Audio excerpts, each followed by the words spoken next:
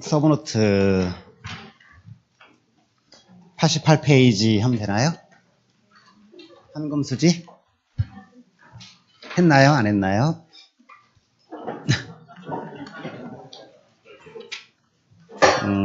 금융개수까지만 했죠? 네, 오늘 수업은 88페이지 5절 현금수지 식정부터 하도록 하겠습니다.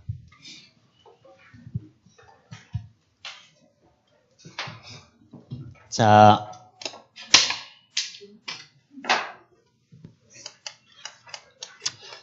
투자 분석 기법으로 넘어가면 투자 분석하게 될 때 할인 현금 수지라고 하는 방법이 있고요.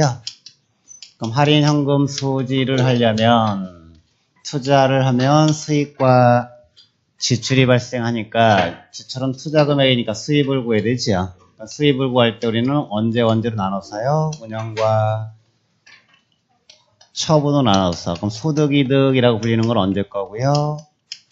운영 거고, 자본이득 그러면 처분 거를 얘기하는 건데, 자, 그러면 이 부동산의 임대 면적에다가 임대료를 곱하게 되면은 이게 여기서 우리가 얻을 수 있는 총수입이다. 그래서 뭐라고 하고요?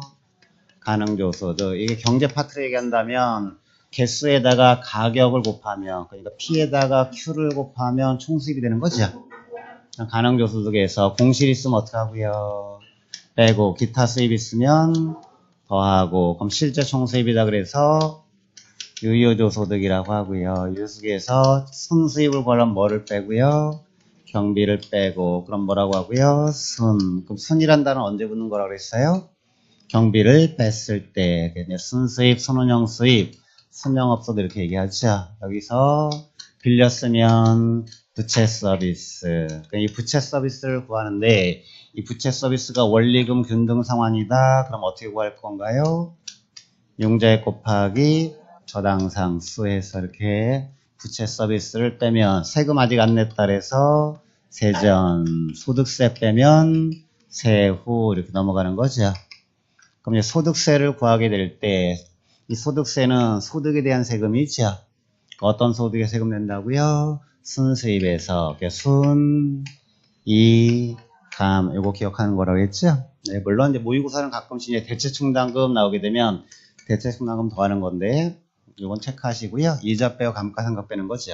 그럼 여기서 중요한 것이 원리금 상환액에서 원리금 상환 전부를 비용으로 처리되는 것은 아니고 뭐만 이자만 뭐는 아니다. 원금 상환은 아니고 이제 감가상각할 때 감가상각액을 그냥 주면 계산하면 되는데 토지와 건물 나눠서 한다면 뭐에 대해서만 건물에 대해서만 토지는 감가상각 처리되지 않는다. 토지 어떤 특성 얘기하는 걸까요?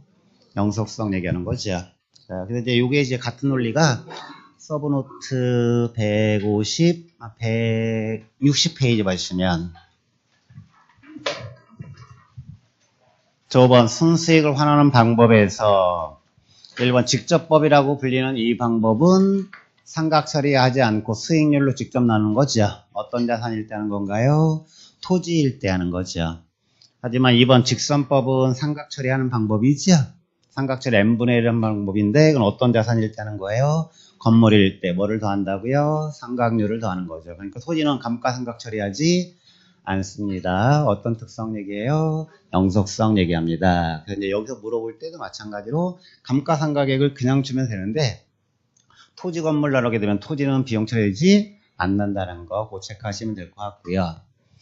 자, 그 다음에 이제 처분할 때 하게 되면 처분할 때는 용어는 다를 수 있겠지만 내용은 같은 거죠. 그럼 판 금액이 결국 파는 사람 입장에 총수입이고 여기서 판 데 들어가는 경비를 빼게 되면 경비 뺐다 그래서 순매도에 이렇게 들어오죠. 여기서 이제 팔았으면 이제 돈 빌렸을 때 운영할 때는 뭐 상환만 하면 된다고 하지만 여기는 이제 팔았으니까 남은 금액 싹 갚아야 되죠. 잔고를 싹 갚아야 되겠네요. 그럼 잔고를 구할 때 어떤 금융계수 이용하면 될까요?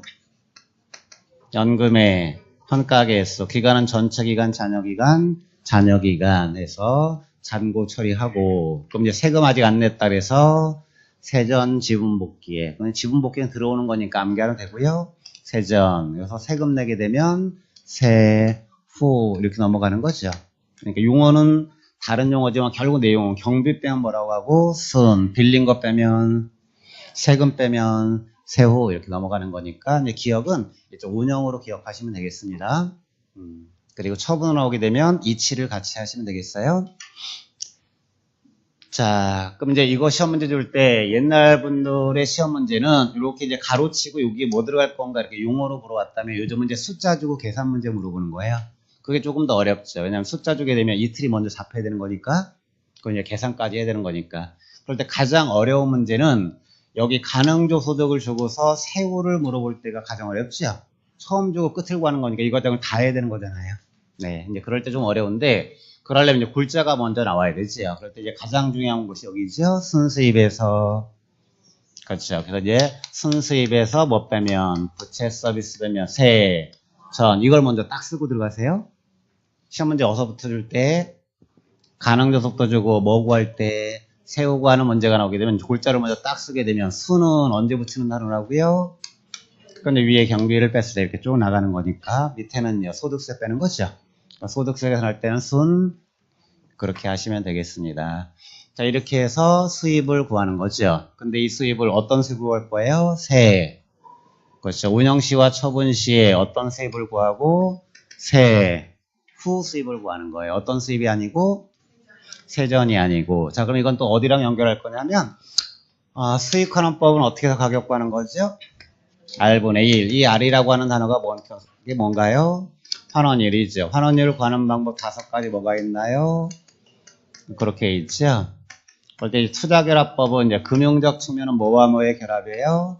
지분과 저당의 결합입니다. 거기서 L, 우드라는 사람은 누구 입장에서? 부채감당법은 그렇죠. 에르드법 누구 입장? 지분 투자자 입장. 어떤 수입? 세, 전 수입 이렇게 넘어가는 거죠. 그러니까 에르드법은 세, 전이 대상이라고 한다면 할인연금 수지는 세, 후가 대상이에요. 그러니까 이쪽 할인연금 수지는 이 수익환원법하고 아주 밀접한 관련이 있어서 에르드법 그 다음에 나온 방법이에요.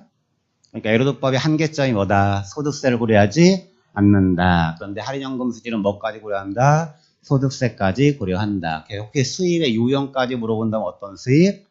세후 수입을 구하고 그 다음에 할인 언제로 돌려서 현재 돌려서 이렇게 넘어가는 거예요. 그럼 이거 하기 위해서 일단 수입을 먼저 구해야 되죠.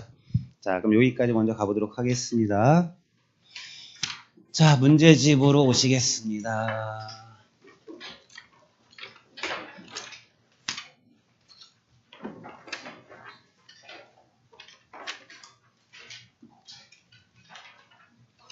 자 문제집에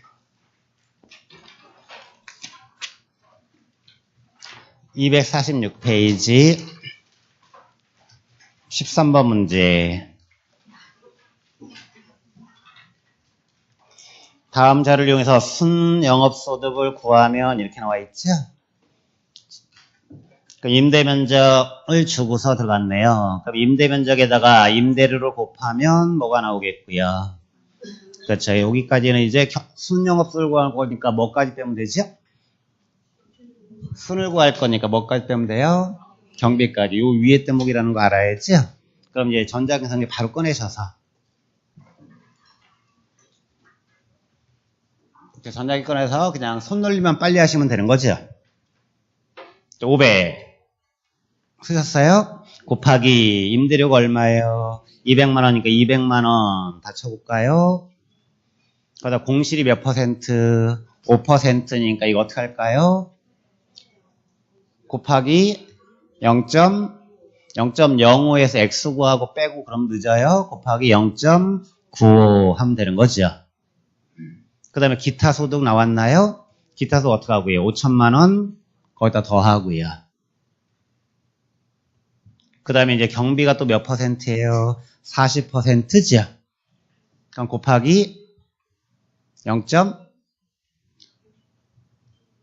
경비가 40%면 남은 거 몇 퍼센트니까 60%니까 0.6 거기까지 하는 거죠. 나머지는 할 게 없죠.